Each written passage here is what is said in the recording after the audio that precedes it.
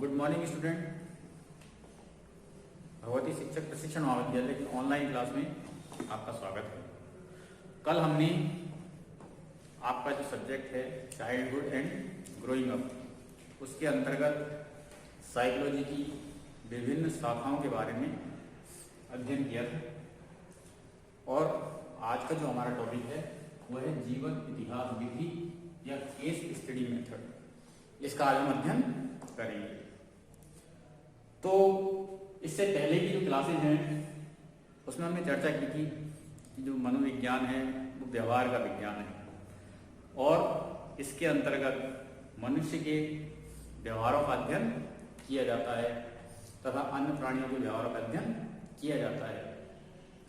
उसी से संबंधित एक हमारा मेथड है, एक विधि है, वो है केस स्टडी मेथड।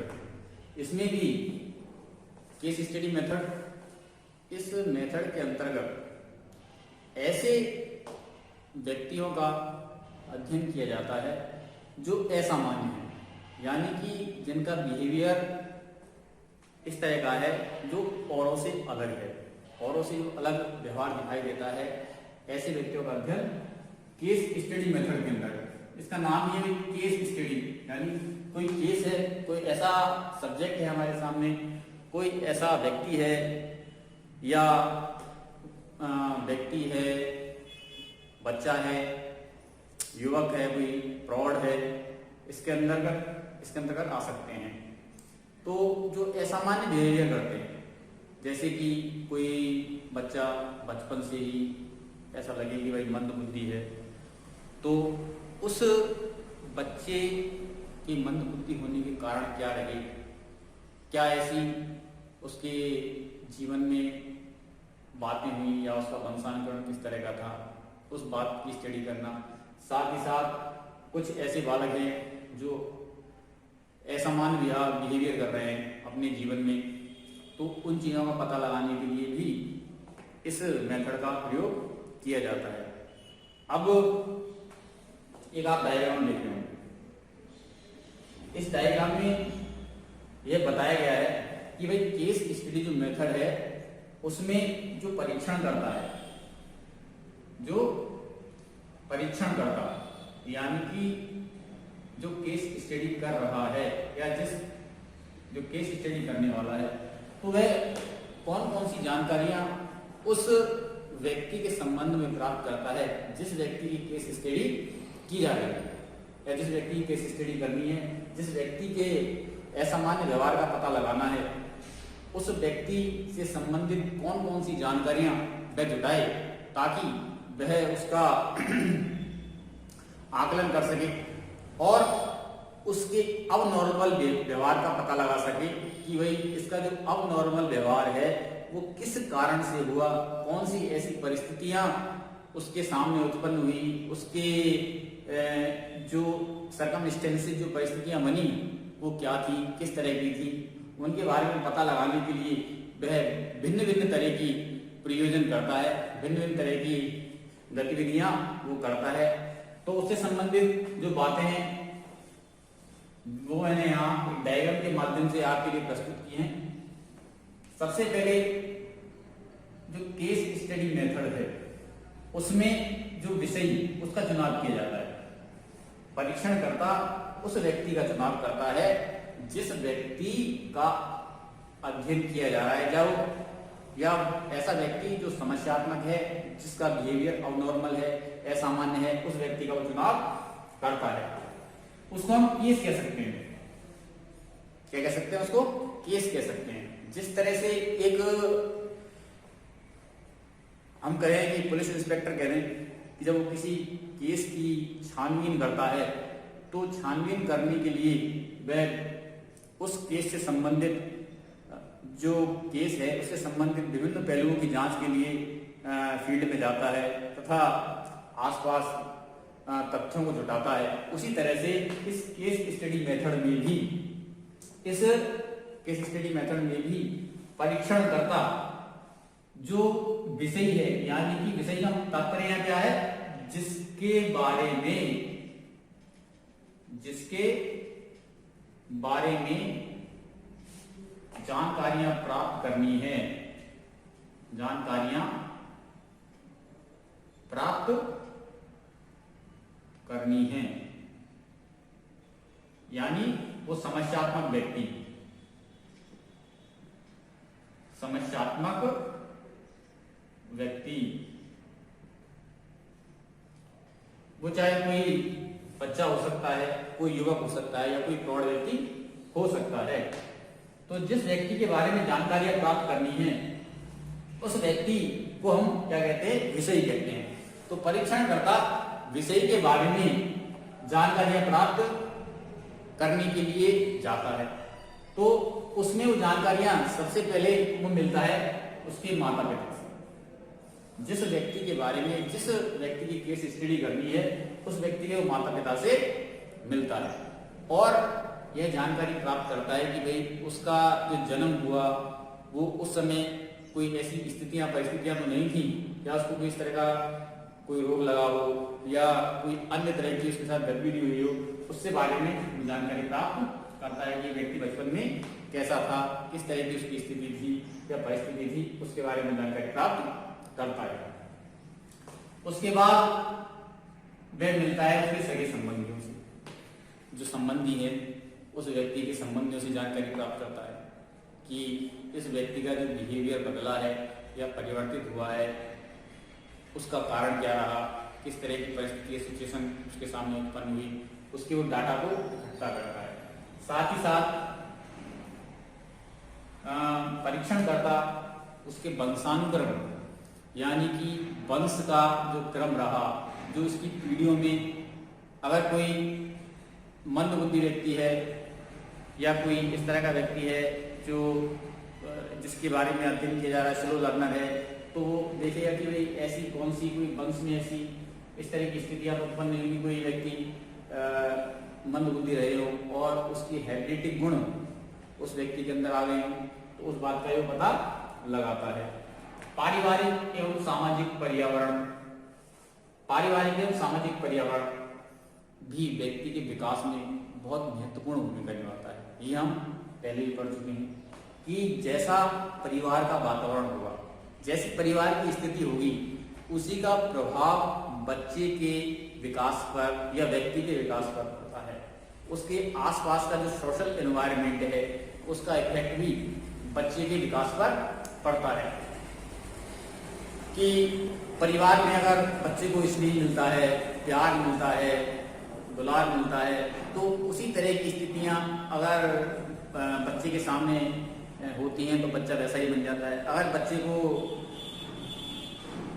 ज़्यादा केयरिंग बच्चे की नहीं हो पाती है, उस तरह की सुविधाएं उसको नहीं मिल पाती हैं, तो बच्चे का जो व्यवहार है वो भी परिलक्षित होता है। सोशल एनवायरनमेंट की हम बात करें तो बच्चा जैसे माहौल में रहता है, जिस सोसाइटी में वो रहता है, उसका विकास भी उसी तरह से होने लगता है। हमने देखा अब बाल अपराध की हम बात करें कि छोटे छोटे बच्चे अपराध कर देते हैं, अलग अलग गतिविधियों में लिप्त हो जाते हैं या उनमें नशे की आदत पड़ जाती है, तो उसका जो मेन रीजन रहता है वो ये है कि जिस सोशल एनवायरनमेंट में वो रह रहे हैं, जो आसपास का उसका जैसा वातावरण है, उस वातावरण के कारण उसमें इस तरह की स्थितियां उत्पन्न हो जाती है कि वो उस चीज़ को अडॉप्ट कर लेते हैं, नशे की तरफ चले जाते हैं, फिर उनका जो बिहेवियर है वो चेंज होने लगता है।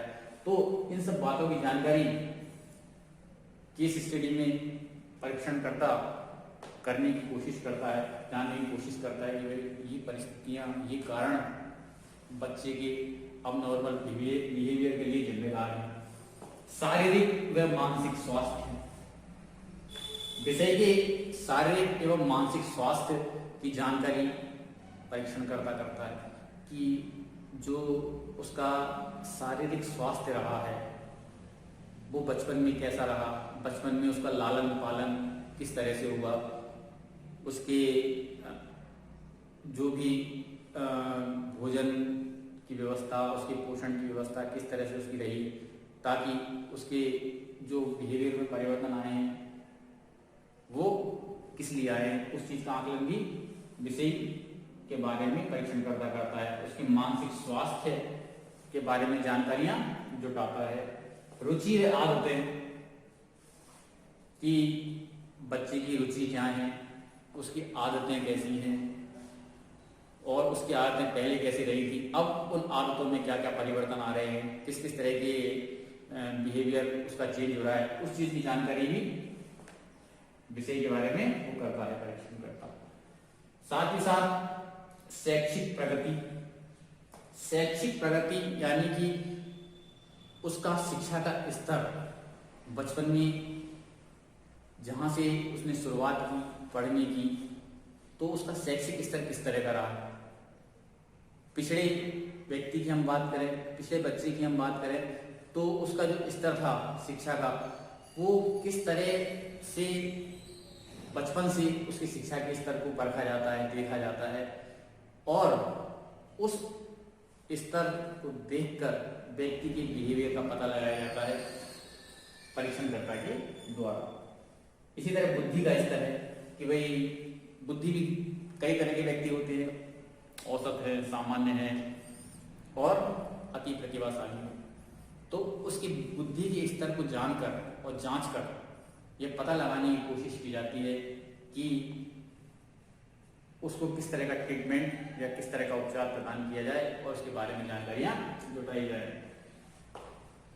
स्कूल या ऑफिस संबंधी रिकॉर्ड, विषय के बारे में उसके स्कूल से भी रिकॉर्ड जुटाए जाते हैं कि स्कूल में उसकी स्थिति कैसी है, स्कूल में वो अगर किसी व्यक्ति के, किसी बच्चे के बिहेवियर का पता लगाया जा रहा है कि कोई बच्चा ऐसा है जो अपराध प्रवृत्ति में संलिप्त हो गया है और अब असामान्य व्यवहार करने लगा है, तो उसके स्कूल के रिकॉर्ड को भी खंगाला जाता है।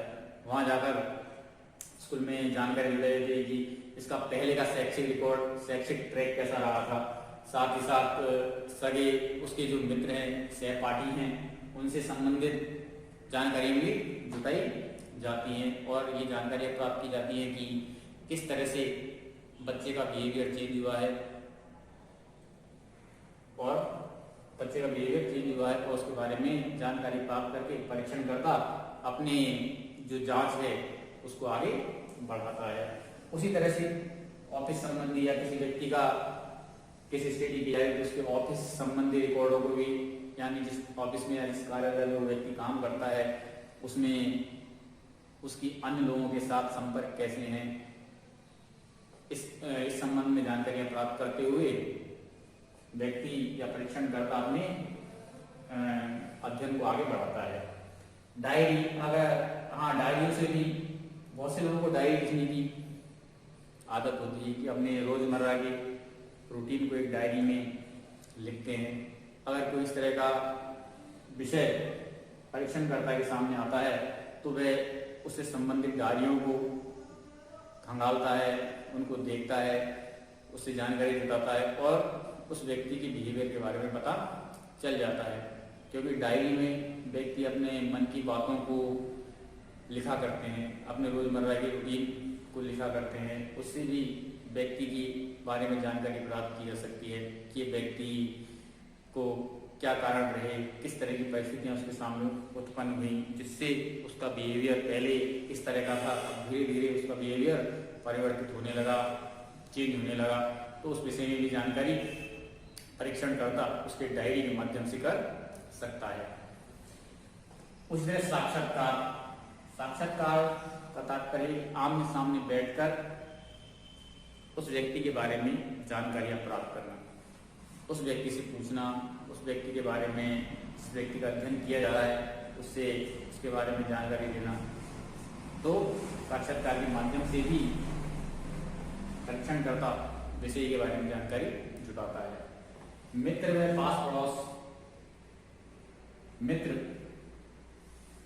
मित्रों का बहुत ज्यादा इफेक्ट व्यक्ति के व्यवहार पर पड़ता है, क्योंकि कहा गया है कि जैसी संगत में बैठिए वैसा ही फल पाए, कि जैसी संगत होती है वैसा ही फल या वैसी ही आदतें, वैसी रुचियां व्यक्ति की बन जाती हैं।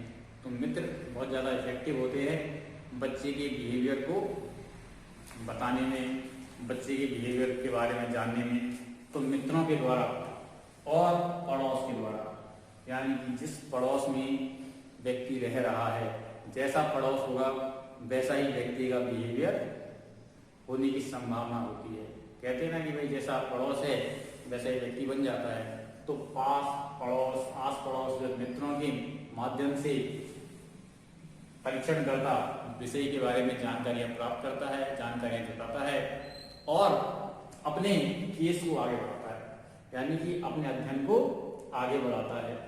और इसके माध्यम से वह यह जानने की कोशिश करता है कि जो व्यक्ति है जिसके बारे में अध्ययन किया जा रहा है उसका असामान्य व्यवहार क्यों हुआ, क्या कारण रहे, किस तरह की परिस्थितियां उसके सामने उत्पन्न हुई, उसका निदान करते हुए उसका उपचार किया जाता है एक परीक्षणकर्ता के द्वारा।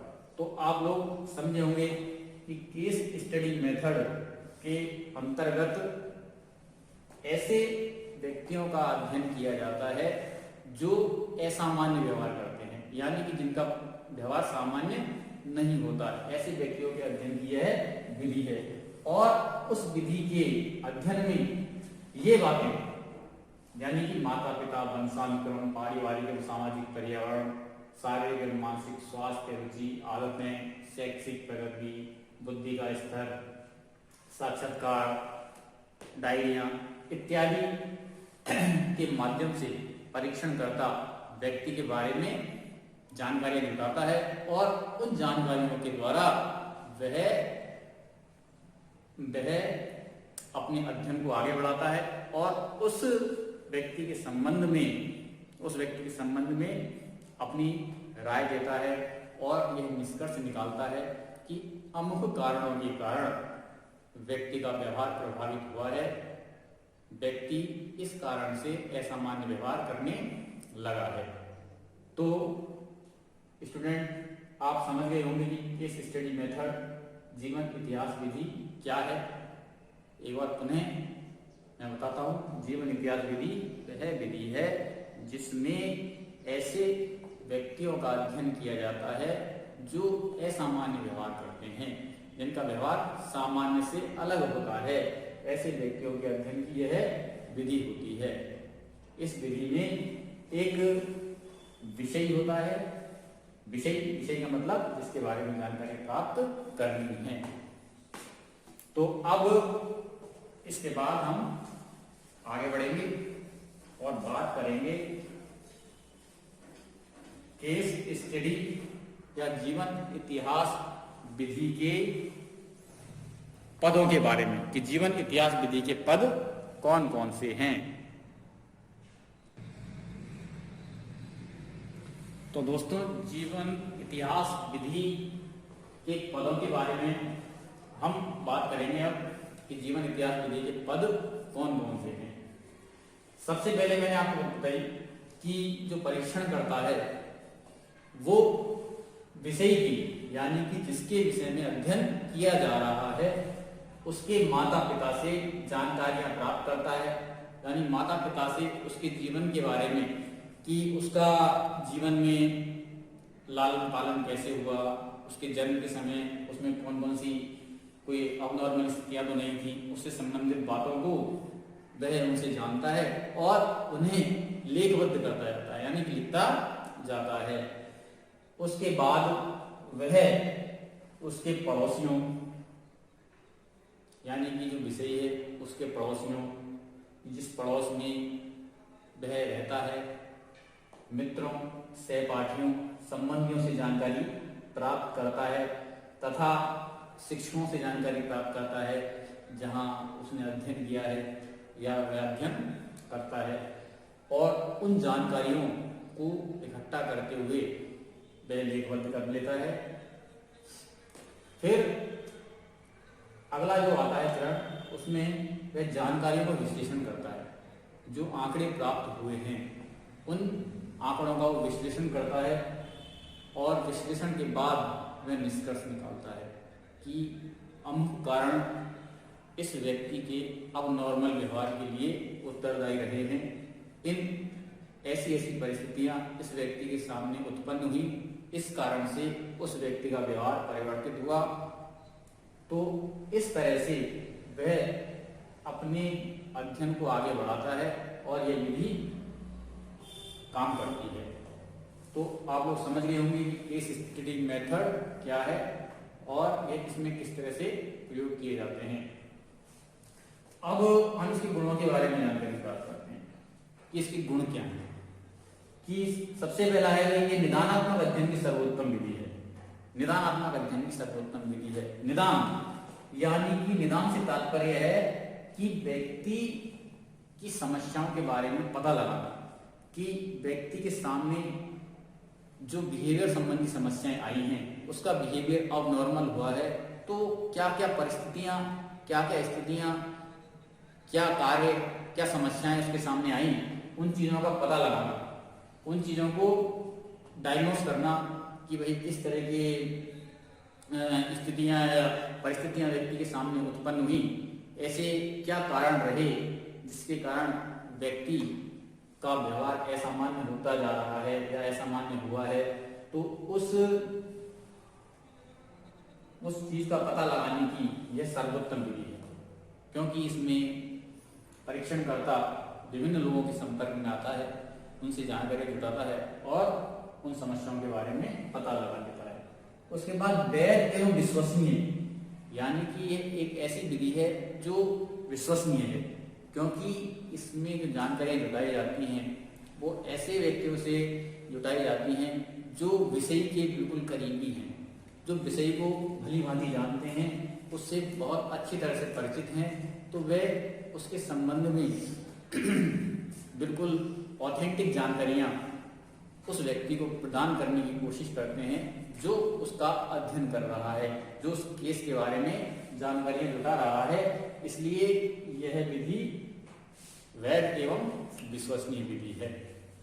दूसरी है निदानात्मक एवं उपचारात्मक।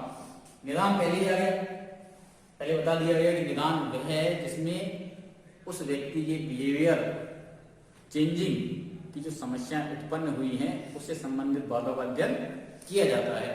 और उपचारात्मक यानी कि समस्याओं का पता लगाकर उसका बेहतरीन उपचार करना, कि भाई किस तरह से उसका ट्रीटमेंट किया जाए, किस तरह से उसका उपचार किया जाए, ताकि वह पुनः उसी जीवन में लौट सके जिस जीवन को वो पहले जी रहा था, उसका व्यवहार परिवर्तित हो सके, वह अपने जीवन को बेहतरीन तरीके से जीने की कोशिश कर सके, उसको इस तरह से गाइड किया जाए, उसके लिए ऐसी मनोवैज्ञानिक विधियों का प्रयोग किया जाए ताकि वह जीवन में अच्छा और बेहतरीन सफलता प्राप्त कर सके। तो ये कैसी विधि है भाई? एक उपचारात्मक विधि भी है। तो आपने जीवन इतिहास विधि के पदों के बारे में जाना और गुणों के बारे में जाना। अब इसके कुछ दोष भी हैं, कुछ गुण भी होते हैं तो कुछ दोष भी होते हैं, तो दोषों के बारे में भी चर्चा कर लेते हैं। दोष,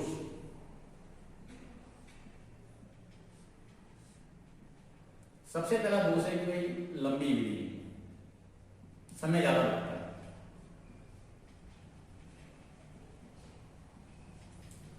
अध्ययन में समय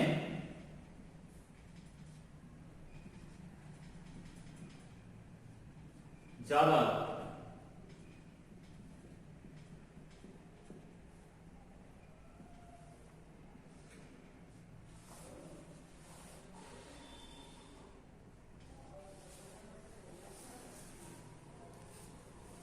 जाहिर सी बात है कि अध्ययनकर्ता या परीक्षणकर्ता जब इस विधि का प्रयोग करता है तो उसे उस विषय से संबंधित सभी व्यक्तियों से मिलना पड़ता है, उनके पास जाना होता है और उस व्यक्ति से संबंधित बहुत सारी जानकारियां उसे जुटानी होती हैं। इसके लिए उसे समय ज़्यादा खर्च करना पड़ता है।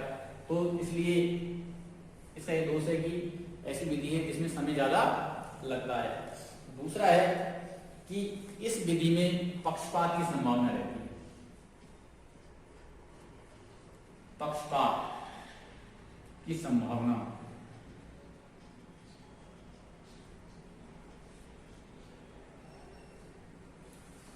यानी तात्पर्य यह है कि जब परीक्षणकर्ता विषय के रिश्तेदारों से मिलता है या माता पिता से मिलता है या सगे संबंधियों से मिलता है तो निश्चित रूप से कुछ तथ्य छिपाए भी जा सकते हैं।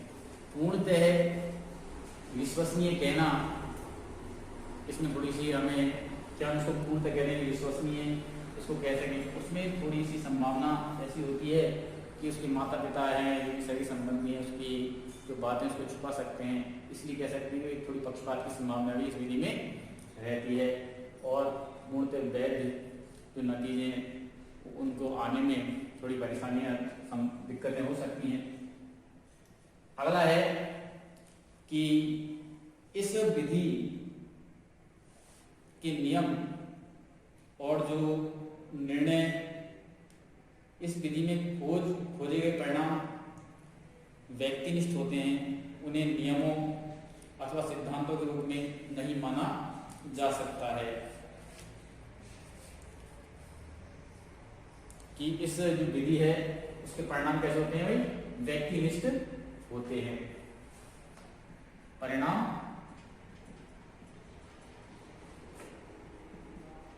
व्यक्तिनिष्ठ होते हैं,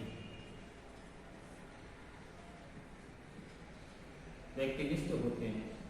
यानी कि व्यक्तिनिष्ठ का तात्पर्य है कि जो परिणाम हैं वो इसमें जो प्रयोग किए जाते हैं केवल एक व्यक्ति पर किए जाते हैं। तो एक व्यक्ति के आधार पर समूह पर प्रयोग नहीं किए जाते, इसलिए एक व्यक्ति के आधार पर उससे जो निष्कर्ष प्राप्त होते हैं या परिणाम प्राप्त होते हैं उन्हें सार्वभौमिक रूप से सिद्ध नहीं किया जा सकता कि भाई एक व्यक्ति पर जो परिणाम आए हैं वो उस जैसे अन्य व्यक्तियों पर वैसे परिणाम प्राप्त हो सकते हैं। इसलिए विधि का ये दोष है कि यह विधि व्यक्तिनिष्ठ विधि है, इसलिए इस विधि को दोषपूर्ण माना गया है। तो मित्रों, दोस्तों, स्टूडेंट, आज हमने जीवन इतिहास विधि के बारे में पढ़ा है। इसी तरह से अगली क्लास में हम इससे आगे की चर्चा करेंगे। बहुत बहुत धन्यवाद।